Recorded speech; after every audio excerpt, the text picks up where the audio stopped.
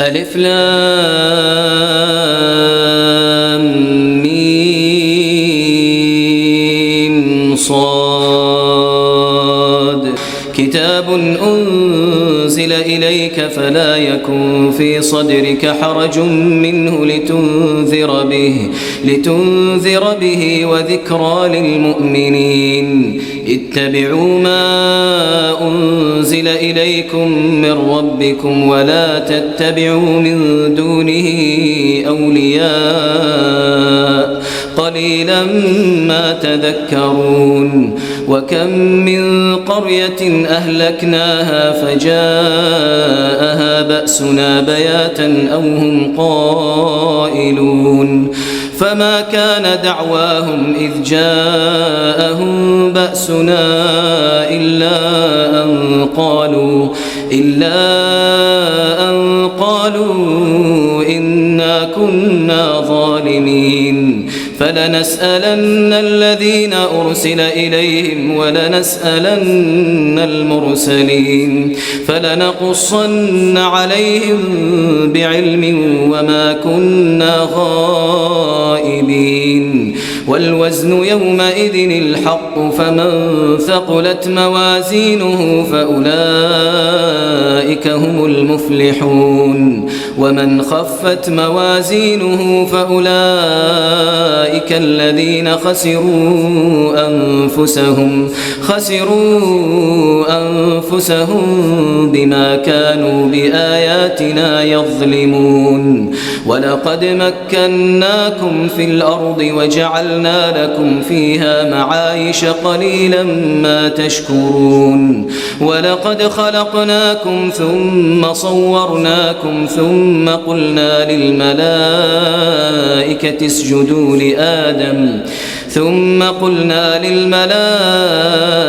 اسجدوا لآدم فسجدوا إلا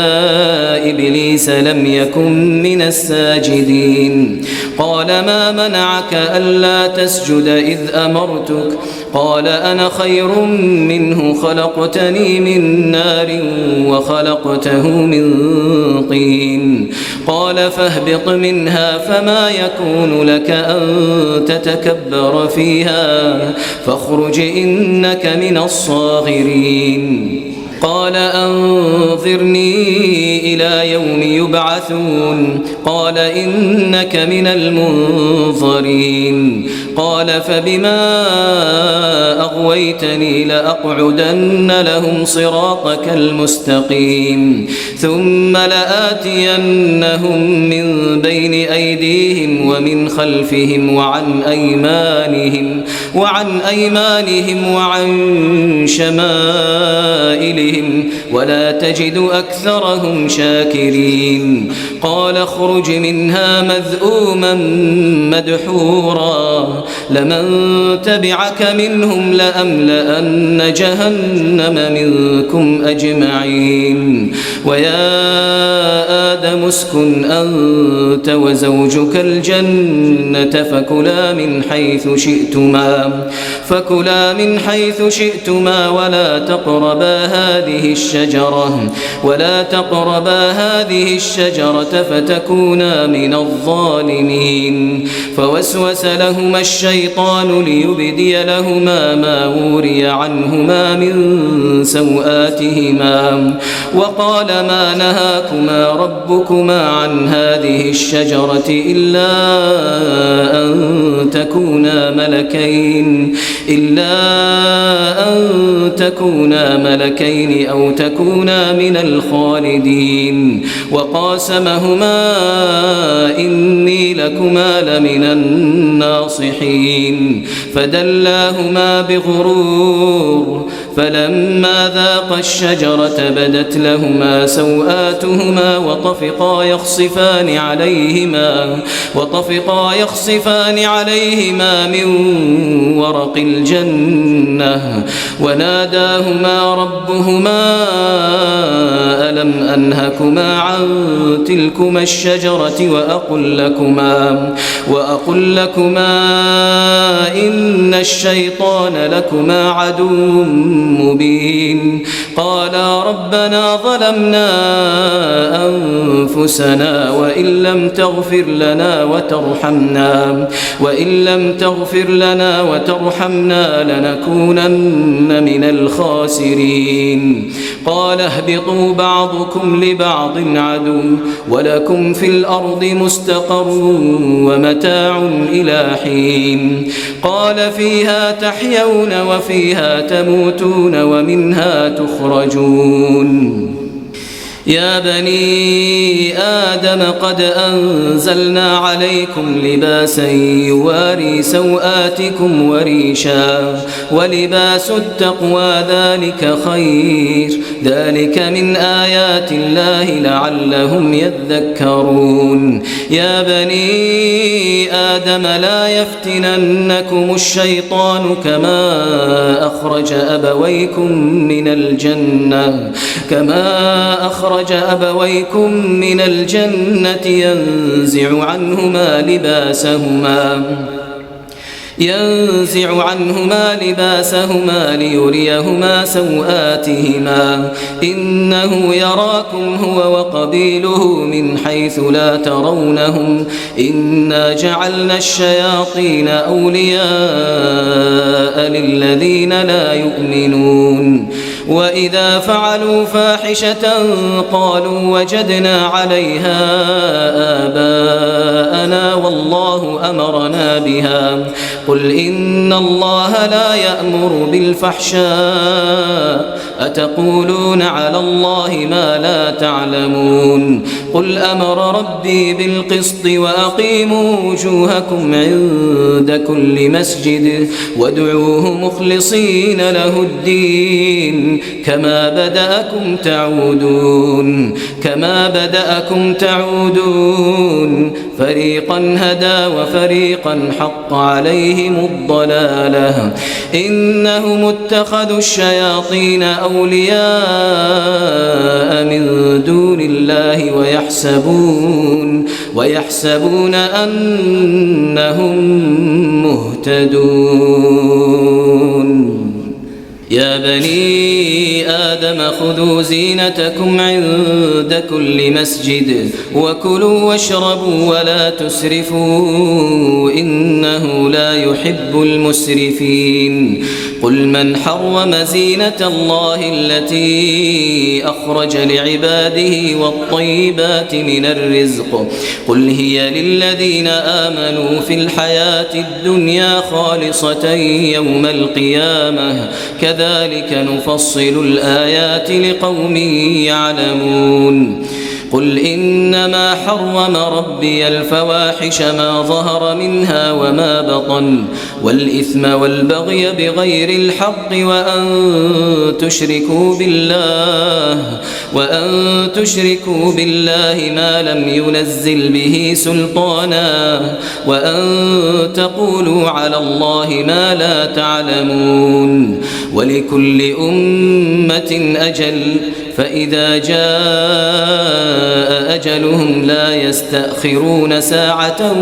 ولا يستقدمون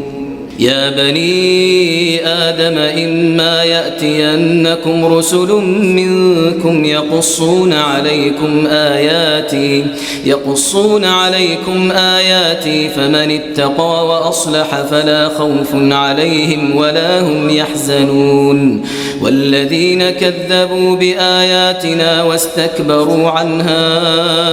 أولئك أصحاب النار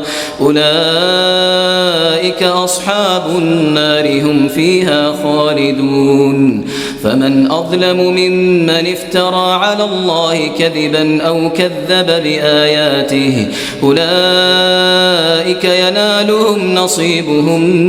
من الكتاب حتى إذا جاءتهم رسلنا يتوفونهم قالوا أين ما كنتم تدعون من دون الله قالوا ضلوا عنا وشهدوا على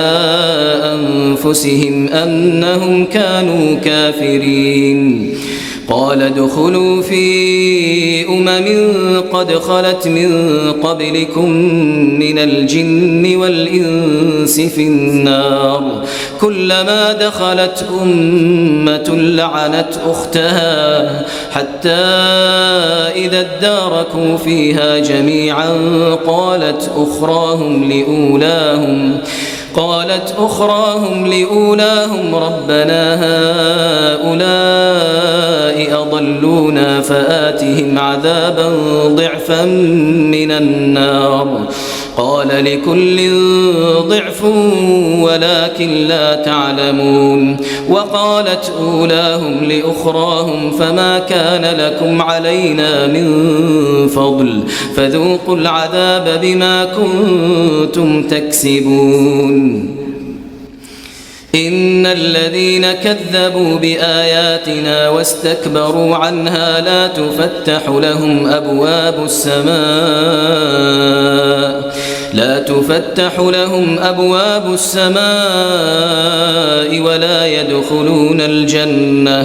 ولا يدخلون الجنة حتى يلج الجمل في سم الخياط وكذلك نجزي المجرمين لهم من جهنم مهاد ومن فوقهم غواش وكذلك نجزي الظالمين والذين آمنوا وعملوا الصالحات لا نكلف نفسا إلا وسعها أولئك أصحاب الجنة هم فيها خالدون ونزعنا ما في صدورهم من غل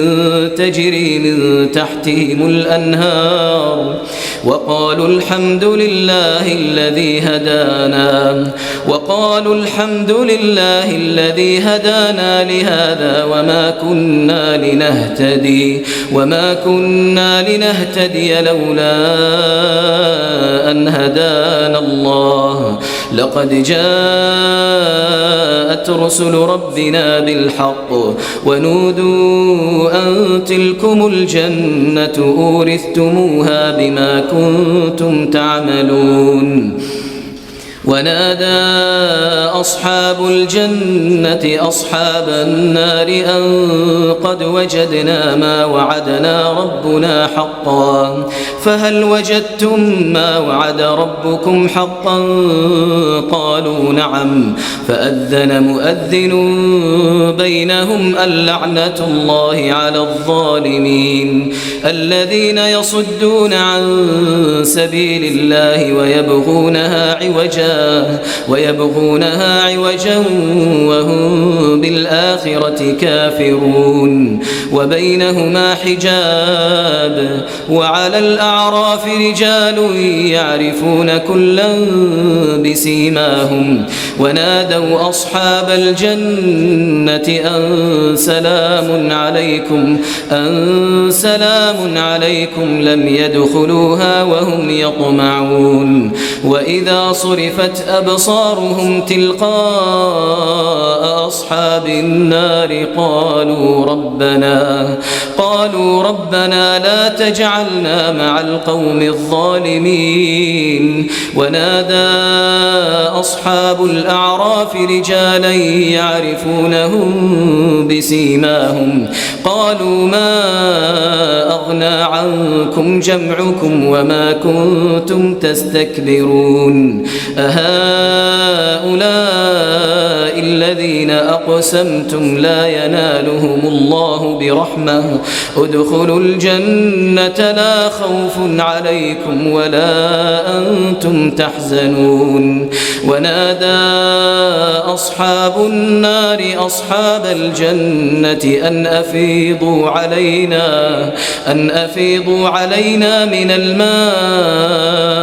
أو مما رزقكم الله قالوا إن الله حرمهما على الكافرين الذين اتخذوا دينهم لهوا ولعبا وغرتهم الحياة الدنيا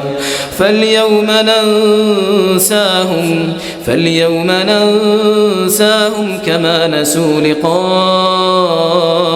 يومهم هذا وما كانوا بآياتنا يجحدون ولقد جئناهم بكتاب فصلناه على علم هدى ورحمة لقوم يؤمنون هل ينظرون إلا تأويله يوم يأتي تأويله يقول الذين نسوه من قبل قد جاءت رسل ربنا بالحق فهل لنا من شفعاء فيشفعوا لنا أو نرد فنعمل غير الذي كنا نعمل قد خسروا أنفسهم وضل عنهم ما كانوا يفترون إن ربكم الله الذي خلق السماوات والأرض في 6 أيام ثم استوى على العرش يغشي الليل النهار يطلبه حثيثا والشمس والقمر والنجوم مسخرات بأمره ألا له الخلق والأمر تبارك الله رب العالمين تبارك الله رب العالمين ادعوا ربكم تضرعا وخفية إنه لا يحب المعتدين ولا تفسدوا في الأرض بعد إصلاحها وادعوه خوفا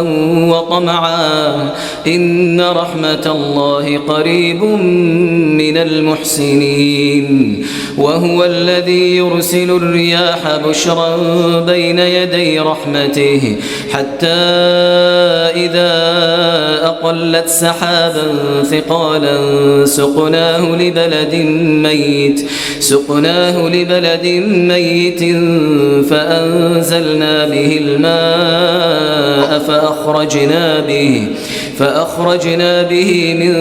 كل الثمرات كذلك نخرج الموتى لعلكم تذكرون والبلد الطيب يخرج نباته بإذن ربه والذي خبث لا يخرج إلا نكدا كذلك نصرف الآيات لقوم يشكرون لقد أرسلنا نوحا إلى قومه فقال يا قوم اعبدوا الله ما لكم من إله غيره إني أخاف عليكم عذاب يوم عظيم قال الملأ من قومه إنا لنراك في ضلال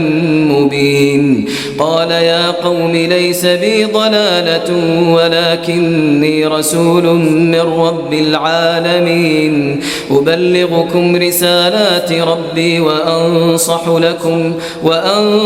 لكم وأعلم من الله ما لا تعلمون أوعجبتم أن جاءكم ذكر من ربكم على رجل منكم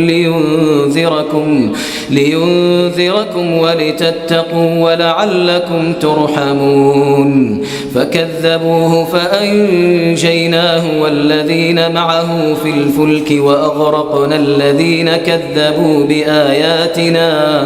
إنهم كانوا قوما عمين وإلى عاد أخاهم هودا قال يا قوم اعبدوا الله ما لكم من إله غيره أفلا تتقون قال الملأ الذين كفروا من قومه إنا لنراك في سفاهة وإنا لنظنك من الكاذبين قال يا قوم ليس بي سفاهة ولكني رسول من رب العالمين أبلغكم رسالات ربي وأنا لكم ناصح أمين أوعجبتم أن جاءكم ذكر من ربكم على رجل منكم لينذركم واذكروا إذ إذ جعلكم خلفاء من بعد قوم نوح وزادكم في الخلق بسطة فاذكروا آلاء الله لعلكم تفلحون قالوا أجئتنا لنعبد الله وحده ونذر ما كان يعبد آباؤنا فأتنا بما تعدنا إن كنت من الصادقين قال قد وقع عليكم من ربكم رجس وغضب أتجادلونني في أسماء سميتموها أنتم وآباؤكم ما نزل الله بها من سلطان فانتظروا إني معكم من المنتظرين فأنجيناه والذين معه برحمة منا وقطعنا دابر الذين كذبوا بآياتنا وما كانوا مؤمنين وإلى ثمود أخاهم صالحا قال يا قوم اعبدوا الله ما لكم من إله غيره قد جاءتكم بينة من ربكم هذه ناقة الله لكم آية فذروها تأكل في أرض الله ولا تمسوها بسوء فيأخذكم عذاب أليم واذكروا إذ جعلكم خلفاء من بعد عاد وبوأكم في الأرض تتخذون من سهولها قصورا وتنحتون الجبال بيوتا فاذكروا آلاء الله ولا تعثوا في الأرض مفسدين قال الملأ الذين استكبروا من قومه للذين استضعفوا لمن آمن منهم أتعلمون أن صالحا مرسل من ربه قالوا إنا بما أرسل به مؤمنون قال الذين استكبروا إنا بالذي آمنتم به كافرون فعقروا الناقة وعتوا عن أمر ربهم وقالوا يا صالح ائتنا بما تعدنا إن كنت من المرسلين فأخذتهم الرجفة فأصبحوا في دارهم جاثمين فتولى عنهم وقال يا قوم لقد أبلغتكم رسالة ربي ونصحت لكم ولكن لا تحبون الناصحين ولوطا إذ قال لقومه أتأتون الفاحشة ما سبقكم بها من أحد من العالمين إنكم لتأتون الرجال شهوة من دون النساء بل أنتم قوم مسرفون وما كان جواب قومه إلا أن قالوا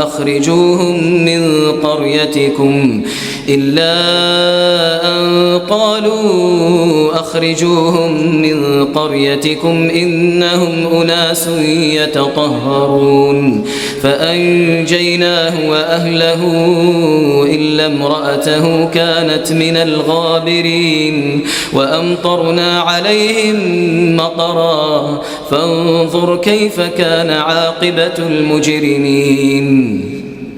وإلى مدين أخاهم شعيبا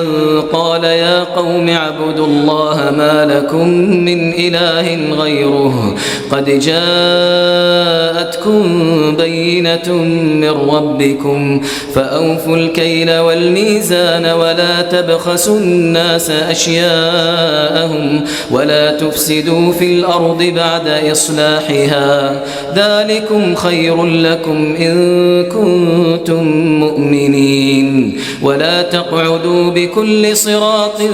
توعدون وتصدون عن سبيل الله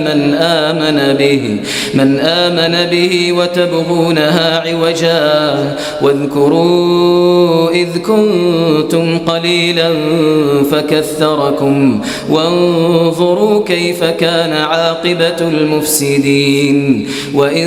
كان طائفة منكم آمنوا بالذي أرسلت به وطائفة لم يؤمنوا فاصبروا حتى يحكم الله بيننا وهو خير الحاكمين قال الملأ الذين استكبروا من قومه لنخرجنك يا شعيب والذين آمنوا معك من قريتنا أو لتعودن في ملتنا قال أولو كنا كارهين قد افترينا على الله كذبا إن عدنا في ملتكم بعد إذ نجانا الله منها وما يكون لنا أن نعود فيها إلا أن يشاء الله ربنا وسع ربنا كل شيء علما على الله توكلنا ربنا افتح بيننا وبين قومنا بالحق وأنت خير الفاتحين وقال الملأ الذين كفروا من قومه لئن اتبعتم شعيبا إنكم إذا لخاسرون فأخذتهم الرجفة فأصبحوا في دارهم جاثمين الذين كذبوا شعيبا كأن لم يغنوا فيها الذين كذبوا شعيبا كانوا هم الخاسرين فتولى عنهم وقال يا قوم لقد أبلغتكم رسالات ربي ونصحت لكم فكيف آسى على قوم كافرين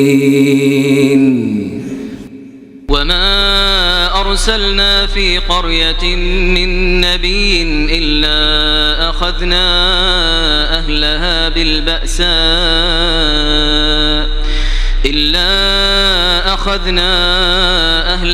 بالبأساء والضراء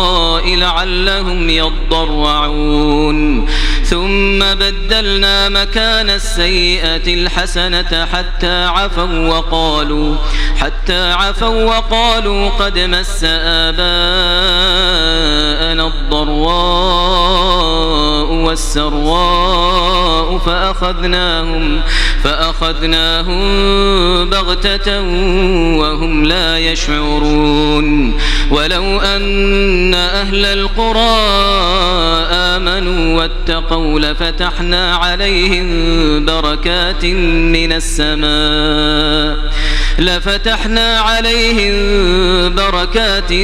من السماء والأرض ولكن كذبوا فأخذناهم بما كانوا يكسبون أفأمن أهل القرى أن يأتيهم بأسنا بياتا وهم نائمون أوأمن أهل القرى أن يأتيهم بأسنا ضحى وهم يلعبون أفأمنوا مكر الله فلا يأمن مكر الله إلا القوم الخاسرون أولم يهد للذين يرثون الأرض من بعد أهلها أن لو نشاء أصبناهم بذنوبهم ونطبع على قلوبهم فهم لا يسمعون تلك القرى نقص عليك من أنبائها عليها ولقد جاءتهم رسلهم بالبينات فما كانوا ليؤمنوا بما كذبوا من قبل كذلك يطبع الله على قلوب الكافرين وما وجدنا لأكثرهم من عهد وإن وجدنا أكثرهم لفاسقين ثم بعثنا من بعدهم موسى بآياتنا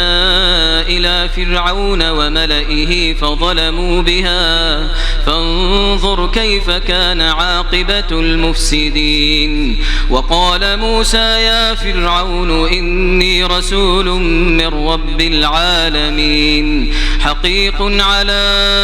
ألا أقول على الله إلا الحق قد جئتكم ببينة من ربكم فأرسل معي بني إسرائيل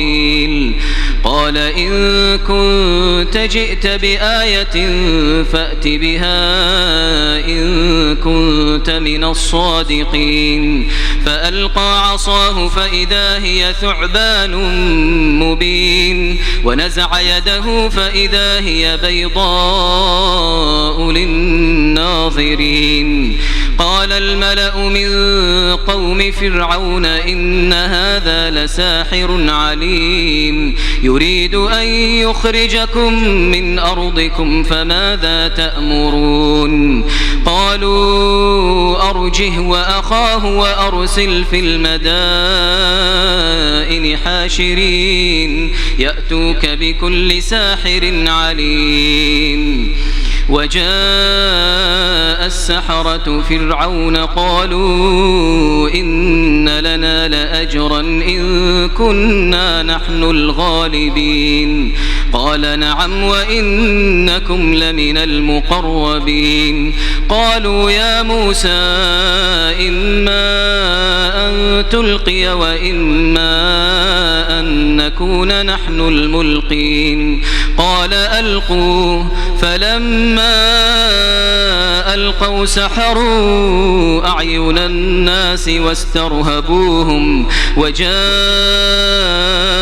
بسحر عظيم وأوحينا إلى موسى أن ألق عصاك فإذا هي تلقف ما يأفكون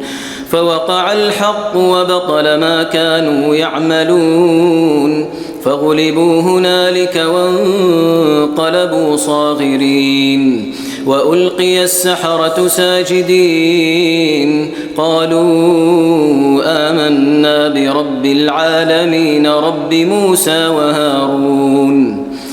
قال فرعون آمنتم به قبل أن آذن لكم إن هذا لمكر مكرتموه في المدينة لتخرجوا منها أهلها فسوف تعلمون لأقطعن أيديكم وأرجلكم من خلاف ثم لأصلبنكم أجمعين قالوا إنا إلى ربنا منقلبون وما تنقم منا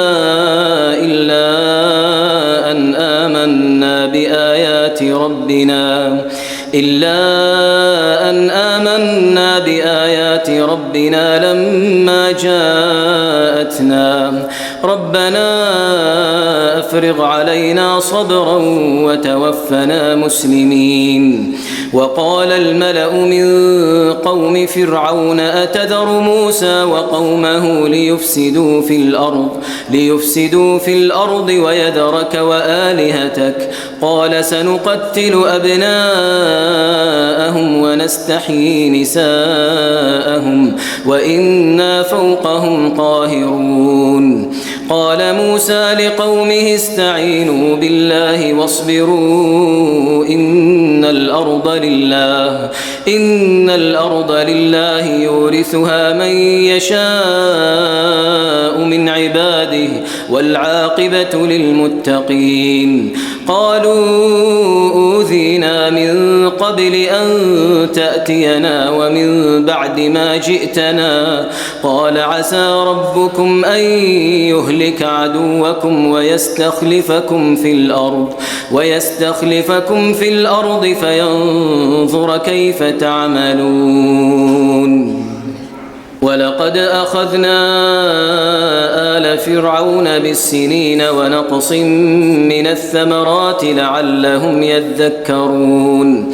فإذا جاءتهم الحسنة قالوا لنا هذه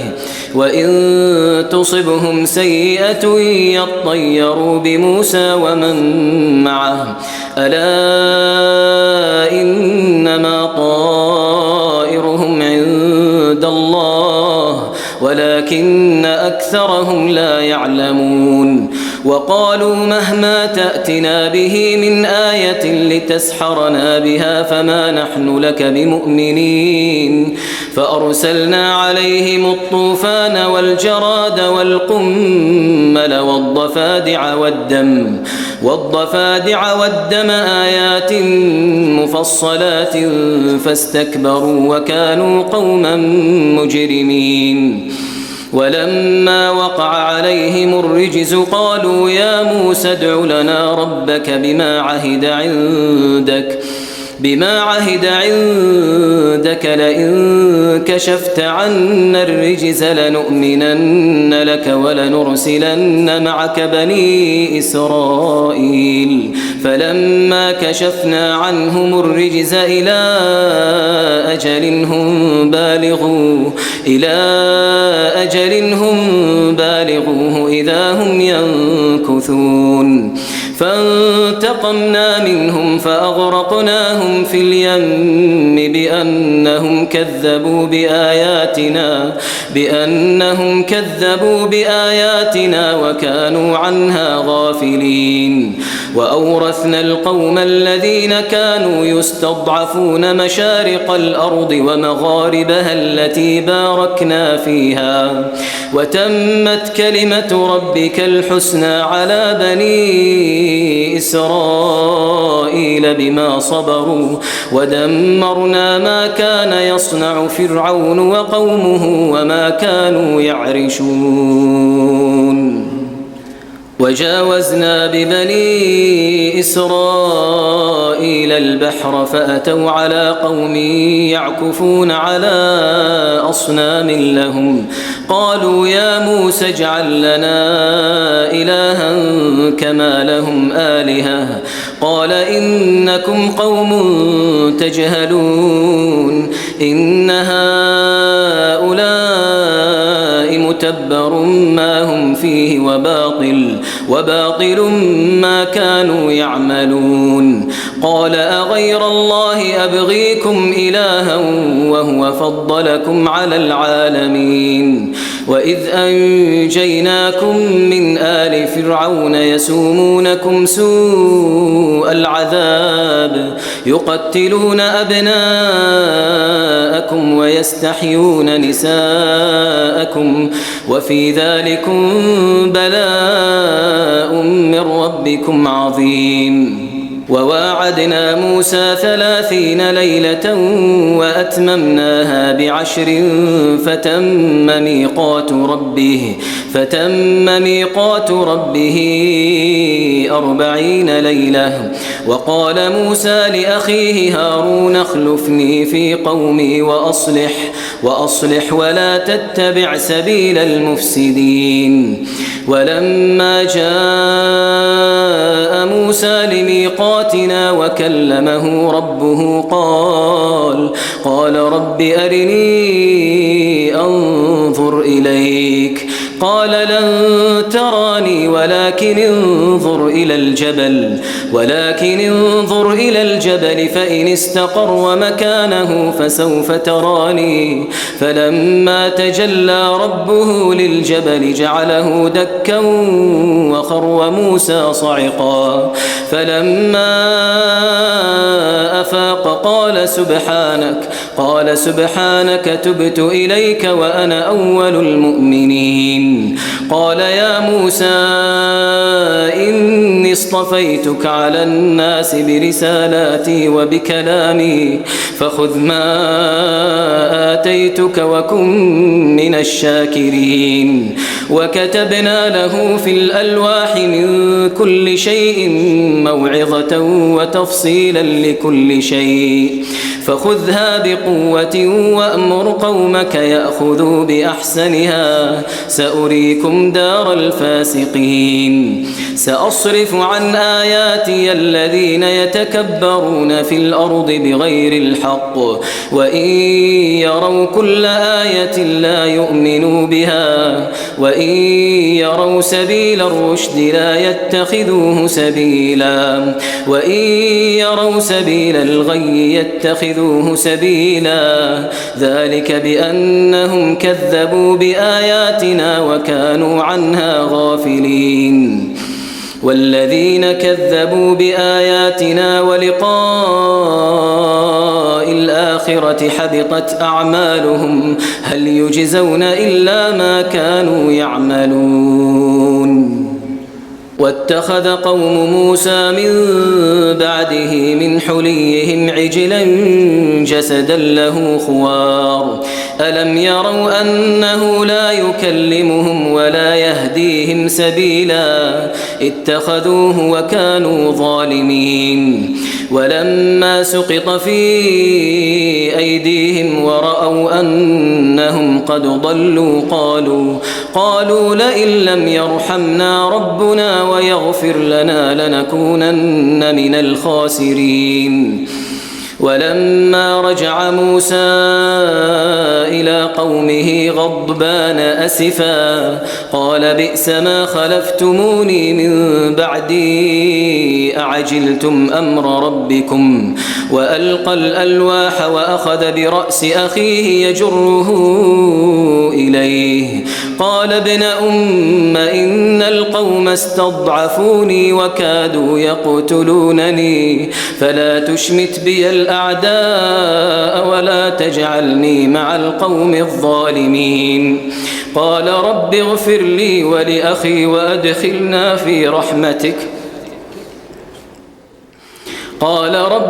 لي ولأخي وأدخلنا في رحمتك وأنت أرحم الراحمين إن الذين اتخذوا العجل سينالهم غضب من ربهم وذلة في الحياة الدنيا وكذلك نجزي المفترين والذين عملوا السيئات ثم تابوا من بعدها وآمنوا إن ربك من بعدها لغفور رحيم ولما سكت عن موسى الغضب أخذ الألواح وفي نسختها هدى ورحمة للذين هم لربهم يرهبون واختار موسى قومه 70 رجلا لميقاتنا فلما أخذتهم الرجفة قال رب لو شئت أهلكتهم من قبل وإياي أتهلكنا بما فعل السفهاء منا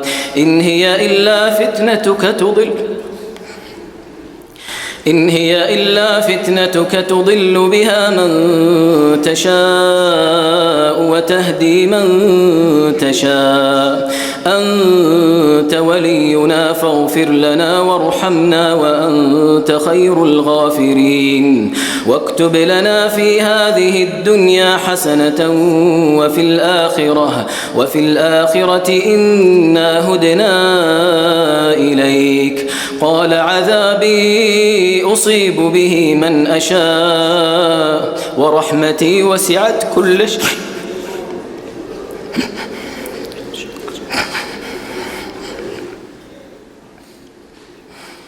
قال عذابي أصيب به من أشاء ورحمتي وسعت كل شيء فسأكتبها للذين يتقون ويؤتون الزكاة والذين هم بآياتنا يؤمنون الذين يتبعون الرسول النبي الأمي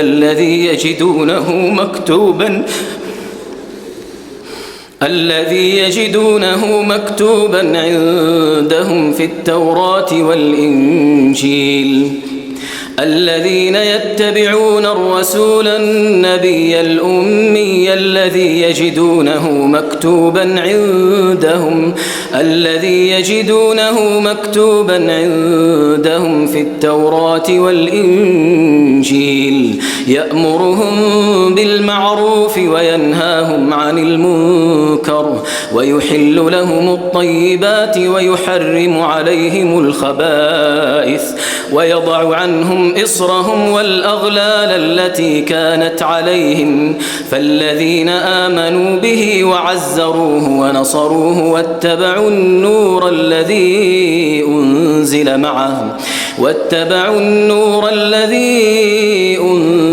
معه أولئك هم المفلحون قل يا أيها الناس إني رسول الله إليكم جميعا الذي له ملك السماوات والأرض لا إله إلا هو يحيي ويميت فآمنوا بالله ورسوله النبي الأمي الذي يؤمن بالله وكلماته واتبعوه لعلكم تهتدون ومن قوم موسى أمة يهدون بالحق وبه يعدلون وقطعناهم 12 أسباطا أمما وأوحينا إلى موسى إذ استسقاه قومه أن اضرب بعصاك الحجر فانبجست منه 12 عينا قد علم كل أناس مشربهم وظللنا عليهم الغمام وأنزلنا عليهم المن والسلوى كلوا من طيبات ما رزقناكم وما ظلمونا ولكن كانوا أنفسهم يظلمون وإذ قيل لهم اسكنوا هذه القرية وكلوا منها حيث شئتم وقولوا حطة وادخلوا الباب سجدا نغفر لكم خطيئاتكم سنزيد المحسنين فبدل الذين ظلموا منهم قولا غير الذي قيل لهم فأرسلنا عليهم رجزا من السماء بما كانوا يظلمون واسألهم عن القرية التي كانت حاضرة البحر إذ يعدون في السبت إذ تأتيهم حيتانهم يوم سبتهم شرعا ويوم لا يسبتون لا تأتيهم كذلك نبلوهم بما كانوا يفسقون وإذ قالت أمة منهم لم تعظون قوما الله مهلكهم أو معذبهم عذابا شديدا قالوا معذرة إلى ربكم ولعلهم يتقون فلما نسوا ما ذكروا به أنجينا الذين ينهون عن السوء وأخذنا الذين ظلموا بعذاب بئيس بما كانوا يفسقون فلما عتوا عما نهوا عنه قلنا لهم كونوا قردة خاسئين وإذ تأذن ربك ليبعثن عليهم إلى يوم القيامة من يسومهم سوء العذاب إن ربك لسريع العقاب وإنه لغفور رحيم وقطعناهم في الأرض أمما منهم الصالحون ومنهم دون ذلك وبلوناهم بالحسنات والسيئات لعلهم يرجعون فخلف من بعدهم خلف ورثوا الكتاب يأخذون عرض هذا الأدنى ويقولون سيغفر لنا وإن يأتهم عرض مثله يأخذوه ألم يؤخذ عليهم ميثاق الكتاب ألا يقولوا على الله إلا الحق ودرسوا ما فيه والدار الآخرة خير للذين يتقون أفلا تعقلون والذين يمسكون بالكتاب وأقاموا الصلاة إنا لا نضيع أجر المصلحين وإذ نتقنا الجبل فوقهم كأنه ظلة وظنوا أنه واقع بهم خذوا ما آتيناكم بقوة واذكروا ما فيه لعلكم تتقون وإذ أخذ ربك من بني آدم من ظهورهم ذريتهم وأشهدهم على أنفسهم ألست بربكم قالوا بلى شهدنا أن تقولوا يوم القيامة إنا كنا عن هذا غافلين أو تقولوا إنما أشرك آباؤنا من قبل وكنا ذرية من بعدهم أفتهلكنا بما فعل المبطلون وكذلك نفصل الآيات ولعلهم يرجعون واتل عليهم نبأ الذي آتيناه آياتنا فانسلخ منها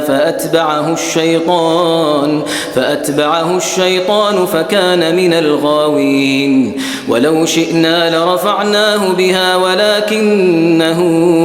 أخلد إلى الأرض واتبع هواه فمثله كمثل الكلب إن تحمل عليه يلهث أو تتركه يلهث ذلك مثل القوم الذين كذبوا بآياتنا فاقصص القصص لعلهم يتفكرون ساء مثلا القوم الذين كذبوا بآياتنا وأنفسهم كانوا يظلمون من يهد الله فهو المهتدي ومن يضلل فأولئك هم الخاسرون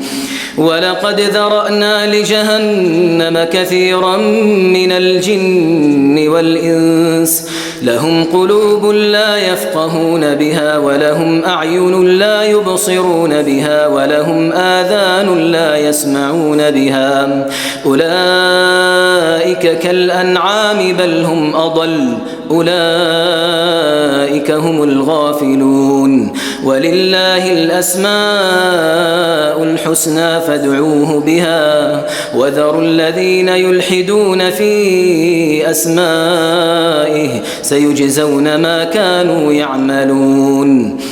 وممن خلقنا أمة يهدون بالحق وبه يعدلون والذين كذبوا بآياتنا سنستدرجهم من حيث لا يعلمون وأملي لهم إن كيدي متين أولم يتفكروا ما بصاحبهم من جنة إن هو إلا نذير مبين أولم ينظروا في ملكوت السماوات والأرض وما خلق الله من شيء وأن عسى أن يكون قد اقترب أجلهم فبأي حديث بعده يؤمنون من يضلل الله فلا هادي له ويذرهم في طغيانهم يعمهون يسألونك عن الساعة أيان مرساها قل إنما علمها عند ربي لا يجليها لوقتها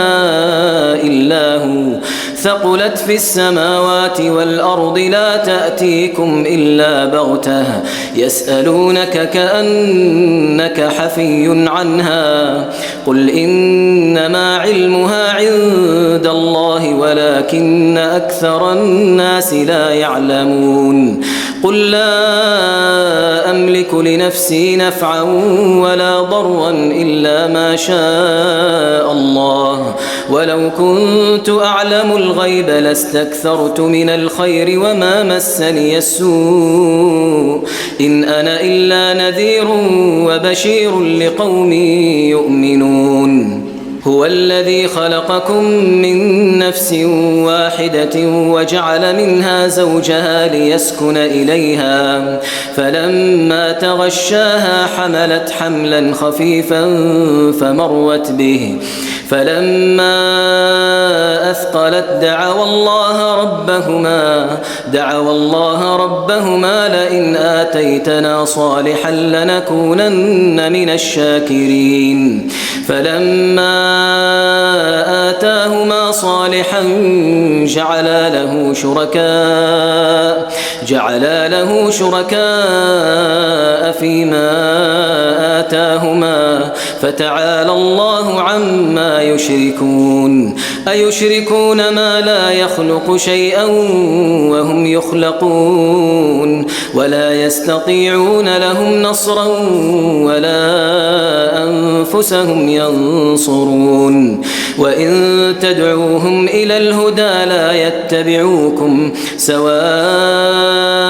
عليكم أدعوتموهم أم أنتم صامتون إن الذين تدعون من دون الله عباد أمثالكم فادعوهم فليستجيبوا لكم إن كنتم صادقين ألهم أرجل يمشون بها أم لهم أيدي يبطشون بها أم لهم أعين يبصرون بها أم لهم آذان يسمعون بها قل ادعوا شركاءكم ثم كيدون فلا تنظرون إن ولي الله الذي نزل الكتاب وهو يتولى الصالحين والذين تدعون من دونه لا يستطيعون نصركم ولا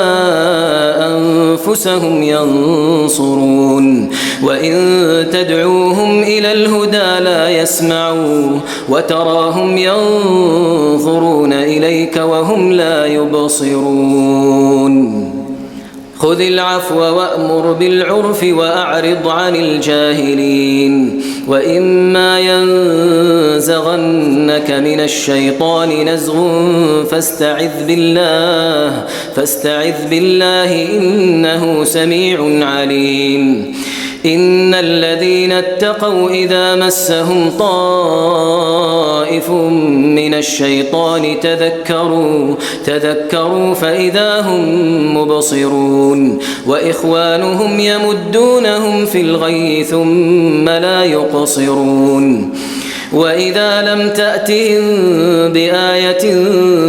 قالوا لولا اجتبيتها قل إنما أتبع ما يوحى إلي من ربي هذا بصائر من ربكم وهدى ورحمة لقوم يؤمنون وإذا قرئ القرآن فاستمعوا له وأنصتوا لعلكم ترحمون واذكر ربك في نفسك تضرعا وخيفة ودون الجهر من القول بالغدو والآصال ولا تكن من الغافلين إن الذين عند ربك لا يستكبرون عن عبادته ويسبحونه وله يسجدون